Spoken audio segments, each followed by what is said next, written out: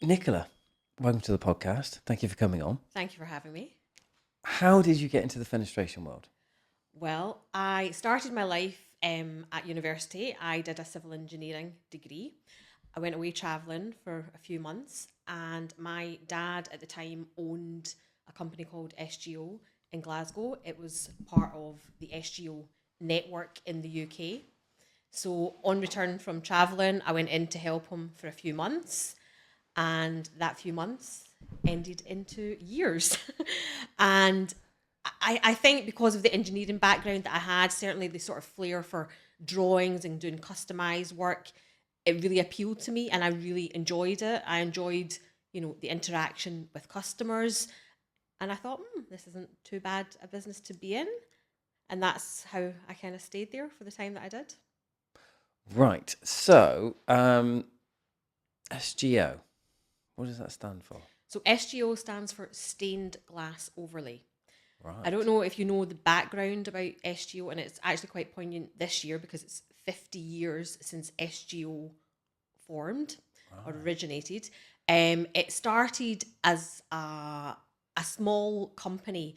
There was two people from America who came over and visited Winchester Cathedral, saw all the magnificent stained glass, and wanted to try and put that into a market that could be sold on a more economic level compared to what traditional stained glass, costs. And that's where SGO started from. It was based in America, and then there was a UK franchise, of which I think at one point there was about 14. My dad owned SGO in Glasgow, and obviously that's where I started my career. By the end of my time with SGO Glasgow, there was only 3 franchises. I think possibly, people were getting maybe older at the time and they maybe just didn't pass down the business. Certainly with our family, my dad took not well, and it was just a kind of good stopping point, if you like, in terms Yeah. of, the business. But at that point, I then decided that I still wanted to stay in the industry, and I set up House of Glass, Scotland, and we were based in Hamilton, in South Lanarkshire, and that was in 2010. So I started my career in 2001 with SGO, and then carried that right through to 2010 with House of Glass, and that's where I've been ever since. So I'm nearly, 25 years in this Right. industry. Yeah. You don't look it. You don't look Oh, it. thank you. That's so. I think in SEO as well. Forest of Dean is probably the one that was closest to me. Yeah, you're Yeah. right. I think, if memory serves, was Angela, I think, that might have owned Forest of Dean. Right. Yes, that's very true. Yep. And you say there was 3 left. Yeah. 3 left. So that was Glasgow, Forest of Dean, and Devon were the 3 studios that were left. So we were all kind of called studios. And every year there was a conference, and at that conference, each studio, there was a trophy, if you like, for the best studio. I never got to go on these nice conferences because obviously that was my dad that got to do the nice parts of the company. Someone has to stay behind I and just work make in the glass. background. So yeah, they went lovely places as well. So, what did the business look like when you joined compared to what you created with House of Glass? In terms of SGO to Yeah, House of Glass? yeah. Okay, so SGO was very much, I suppose, maybe dictated through the SGO franchise as to what films, bevels, etc. that you could use, because we had, specific bespoke brochures and designs that we used. With House of Glass, that was obviously a bit more kind of free range, and from that we developed different products, etc., that we added to our collection, because stained glass overlay is very much lead film bevels, but as time has evolved and more kind of modern approaches have become apparent, sandblasting, painting, fusion, we added to our list that we could produce. So nowadays things are maybe a bit more kind of bespoke, a bit more streamlined. Back in the SGO days, it was very much like stained glass overlay, which was lead and films, beveling as well. over the years that has changed and it has progressed with time. So we now have sandblasting, fusion tiles, painted glass. Just over time things have maybe changed, modernized, but ultimately the stained glass part is still very, very popular. It's just that designs have maybe taken on a different look. So where you used to get a lot more sort of traditional styled glasses, we now can incorporate a lot more modern elements into these traditional designs, and we have lots of new like products like in terms of films, etc., and bevels that we can use to enhance those designs that we once created. Yeah, that makes sense. So, did you? I'm just sort of trying to picture the product. So, did you supply a full double glazed unit? I know it was single glazed where it was single glazed, but Yeah. for the fenestration industry, a lot of it's double glazed. Did you provide the full unit, or were you just providing the pane that they were then making specifically? No. So we supplied the full double glazed unit. So very typically, you have two panes, obviously, or three if it's triple glazed. But very typically, the outside pane, which is the pane that's in a door or a window or a hall window or a ceiling panel. I mean, we've done work for pubs, clubs, restaurants, but and then the backing pane would be an obscure or another clear, which makes Yeah. up the double glazed unit. So we tend to do all the leaded work on one pane, whether that's on a piece of clear glass or obscure glass, and then we make it into a double glazed or a triple glazed unit. What made you start House of Glass? I think for me, I had invested quite a lot of time in SGO and in the business, and I saw the way that the business ran, and I really enjoyed my work. I really enjoyed the design element. I really enjoyed the interaction with customers. I loved that. And I suppose for me, setting up House of Glass was to sort of maybe like build on that side of it, so we now do have a really nice studio, and we offer people to come in and customize and bespoke designs, and we take them through a complete design process. It's not just something out of a brochure. We a bit like maybe buying a kitchen or a bathroom, people are really investing in a product. Yeah. So we had to have the correct setup, and I think that's the side of it for me that I really enjoyed, was the design element. Maybe that's from my kind of engineering background, that I loved doing that side of it, and I do enjoy seeing the end product and the customers being ultimately happy, albeit I don't always get to see the final installation, because we do deal a lot with the trade. So the trade get to see Mr. and Mrs. Smith be really happy with their, I don't know, Highland cow or whatever it may be, on that particular occasion. But certainly the design process and the drawings and picking of the colours and tweaking elements of the design, that's what I really enjoy. And that's probably what I've built House of Glass on over the years. No, that's interesting because back a while ago now, I used to sell double glazing, and I originate. My dad's got an installation company with his brother, Right. and it's sort of where I originated from. But Right. a lot of the times, we were actually, we were selling engineered doors when composite doors were just coming in. Yes. So we always had that element. But one of the things that stood out for me is how many custom pieces of Yeah. stained glass that we actually had made, Yeah. and it was getting a price, and we were sort of in the position where we didn't like to say no, and we didn't Yeah. have to say no, because Yeah. we knew that we could find people that could make things, That and, could and do you were that. sort of part of that, Yeah, of that course. process. So I see how valuable that is, and Yeah. that it's still in a time where companies have spent a lot of time and money trying to get things efficient, shall we say, Yes. so cost effective wherever Yes. possible, and it means printing the same design 50,000 times or however Yeah. it is. So Yeah. it's really nice to see that there's still people like you in The the industry, customized and bespoke. and willing to go down that route, Yeah. because I think the industry wants to follow cars, but you're Yeah. making bespoke cars or Yeah. furniture to Yeah. go in those. So it's nice to see, but I definitely saw it firsthand, Yeah. how there was just those scenarios where it wouldn't fit everyone's budget, No, but then no. ultimately it probably wasn't that much more to have stained Yeah. glass than it was to have some of the satin finishes, or Absolutely. etched glass. Absolutely. So And I think that is the thing, isn't it? People need windows, people need doors, they need glass to go in those windows and in those doors. Do they need decorative? Not necessarily. But do you want to have the same as your neighbour? Not really. I certainly don't. So I think, being able to offer a service where you can customise and where you can make it your own and choose your colours, there's definitely a market there for it.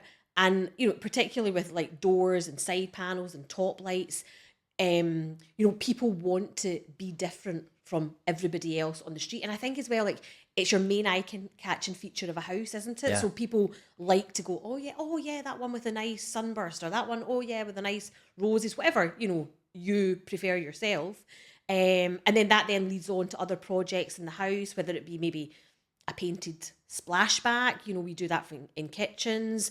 It's lovely if you get like a nice feature window and you can, really make it something quite spectacular because, the scale and the size of it. But ultimately, your front door, the entrance to your home is the main eye-catching feature, and you want to do something that you love and you turn up to every day. I mean, the design I have in my front door, when I got it installed, my neighbours were all a bit like, whoa. And it is Marmite, you either love it or you hate it. I love it. Yeah, that's obviously. the main thing. My husband didn't get a say in it. Classic. Whatever I like, it's my bag. Plus, I'm guessing you made it as well. Yeah. So you're still hands-on, you're still manufacturing? I don't do as much in the actual factory because obviously I do everything else. I do all the design work. I do all the work with the customers coming in, choosing colours, tweaking designs. But the actual manufacturing process, no, I have guys in the factory that do that for us. But your one you had to do, so you could say I made it. Yeah. Yeah, no, that makes sense. No, I like that. Yeah, which is great. I still feel like I made it. I feel, I try with the majority of the panels that we do because we are bespoke, we are custom. I do try to see these projects through from start to finish because I like to take, photographs in the workshop. But again, they never look the same as to what they do when they're installed in a door or in a window or, we did a panel for a bar in a restaurant, and it just, after they backlit it, it just looked spectacular. It was awesome. Same as we've done panels in churches in our overlay method, because again, with heating nowadays and the cost of fuel and electricity and gas, etc., everybody's trying to insulate not just their homes but their workplaces. So this particular church that we did work for, we did, I think it was about 11 different windows, all with different saints, which, again, for the church, it was outstanding. And we then got repeat work from that. There's another part of this church, which I'm hoping might come off as a job as well. But it's great when you get projects like that. And, the congregation, they've been part of it because, some people sponsor windows, etc. as well. And it helps with the church funds. And they just look amazing. They really do. The SGO concept is a very clever concept in what you can do with modern products and modern techniques. I use modern. I know I'm saying SGO is like 50 years old, but in my terms, that's still quite modern. Yeah. I like to think. So it's amazing what you can achieve with the products that we have available nowadays. And, for example, some of our suppliers like RegaLead, for example, they're very innovative in what they do and the products that they produce and supply, and it's great to be part of that. No, I think it's really important what you do, and I'm thinking back to, I remember customers literally drawing out. There was a few artists between that we had, and they would draw and color, anything you want. And I remember those conversations, sat with the couples, and we'd have a brochure and say, pick any of those, and they go, any, and then can we tweak it? Yes, you can, but now we're going on to bespoke. Basically, we've got to tweak it, or if you draw it from scratch, we can make it. And some beautiful designs came out of that, and it was just so nice to be able to supply them and make them, give them exactly what they wanted. Absolutely. And I think, the double glazing industry, this is where it's sometimes a little bit tricky in that salesmen maybe don't necessarily appreciate what exactly you can achieve or you can have. And, very typically a salesman just wants to get in, sell the job and get back out. But you will get those customers that are adamant that they want something special. And I think when salesmen realise what can be achieved and then they engage with us and we then take over that process for them because, the salesman's on to the next job by that point, which is absolutely fine for us. we're totally happy to take that over because that's our passion and that's what we enjoy doing. And we can offer, the end customer exactly what they want, Yeah. at the end of the day, which is then great for the installer, the double glazing partners that are maybe doing work with them, and everybody's happy, I suppose, at the end of the day.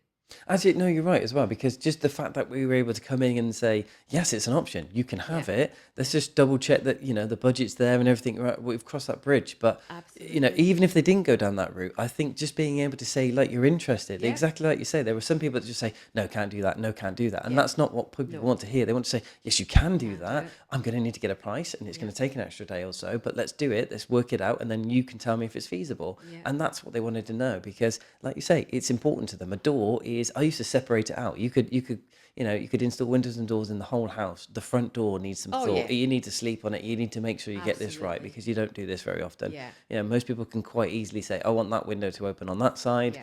and that window to open up there and that colour, that's fine. But that's it the done. door, there were so many elements, and I just remember going to see so many customers taking glass colours back. What colour do you want? And like you Yeah. say, when you start lighting them up, Yeah. and it was, I was almost sort of showing them films and colours because, if they had a certain door, I said, it's going to look different to you to the outside. So we were testing that. And then, the customers that would have, say, a caravan on their drive. So it was sort of just factoring in the fact, if that's going to be there all the time, that's blocking Yeah. some of the light. So is that the colour you Absolutely. want coming through? Yeah. And it was those details that mattered, I Yeah. thought. And I mean, again, it's like, things, windows on sides of houses, and you're maybe looking out onto a brick wall. Well, Yeah. you want to do something, don't you, that you're not looking out onto a brick wall anymore. So if you can create something that you absolutely love, and again, it's like in my house at home, I have a couple of different windows, and it's really nice when you come down in the morning, on that one day in the year when we get some sunshine, and you have all the different kind of prism effects onto the floor, and the sun's beating through the window, and it's lovely. It's really nice. And I think a lot of people are like that. They want to have something that maybe just kind of puts a smile on their face in the morning, in these dreek mornings that we have. So what does, you sort of mentioned there that you're not making as much glass as you'd like to, but Yeah. so what does the business look like today? It's exciting times for House of Glass. We've recently become part of the RegaLead group. So we're now starting a new chapter with them. So RegaLead are a very well known and established brand in our industry, and I've always highly respected the product that they produce, that we use as part of our components, to manufacture our stained glass, overlay, bevel work. And certainly with, their recent project of engineered doors, I think our skill set and abilities can really enhance this product. And that's what we hope to give the final customer. We hope to give them a product where they have these fabulous doors, but they also have the custom and bespoke glass that can make them stand alone from other competitors. Sounds very exciting, and it makes perfect sense with them being a supplier for Absolutely. And Yeah. they already have the sales and marketing, which we lack in our business.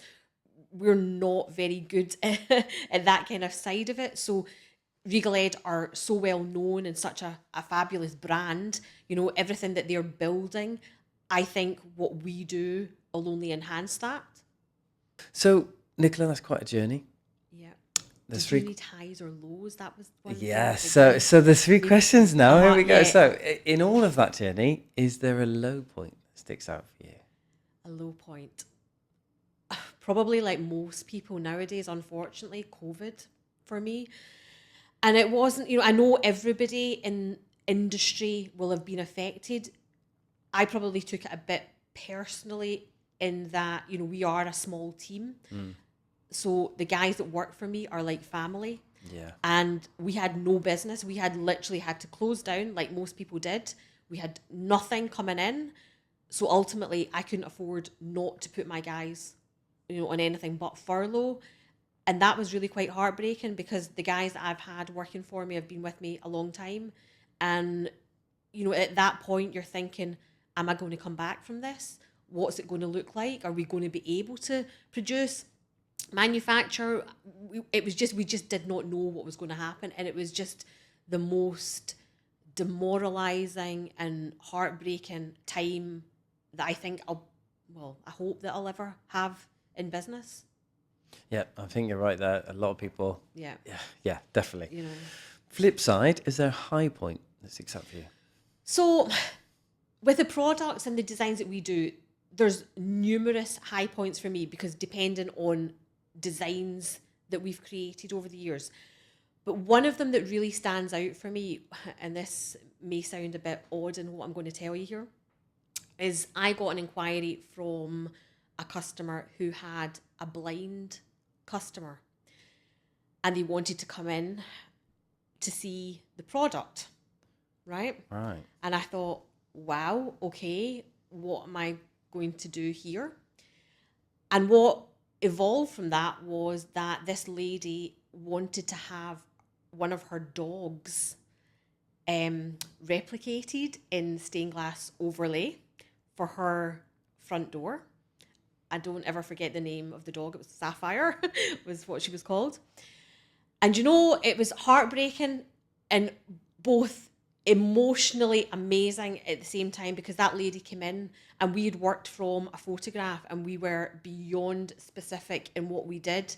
And she came in and she actually felt the design and she obviously could recognise the dog from what we had created. And I don't think I'll ever experience something like that again. But she left and I was really emotional because it was just such, for her, such a big thing. But for me, because I really didn't know how that interaction was going to go. And, obviously, I think she had some visibility, so maybe she could see different colours. But it was more the fact because of the way the lead is that she could actually, trace round with her fingers. And it was phenomenal. It was amazing. Absolutely amazing. Last question. Okay. If you had to spend 2 weeks on a desert island with someone from the fenestration world, who would it be? Oh my goodness. Hard one. That's a good question. On a desert island, right, okay. I think I would have to say Guy Hubble from RegaLead. Wow. I know. 2 weeks on a desert island with Guy, you're never going to be bored. No, are that's you? True. No. You're always going to have chat. There's always going to be something. And I think, where there's a guy, there's always a way. That's what I always think about Guy as well. And yeah, I mean, a desert island, I'm going to be able just to go somewhere secluded and not have to listen to him all the time. So I can turn him off for a bit as well. So yeah, I think that would be my choice. Brilliant. Nicola, thank you very much for your time today. You're so welcome. Thank you for having me. Appreciate it. Open invitation, so we'll see how we get on. But you're welcome back anytime. But thank you very much. Thank you very much. Really good. Thank you.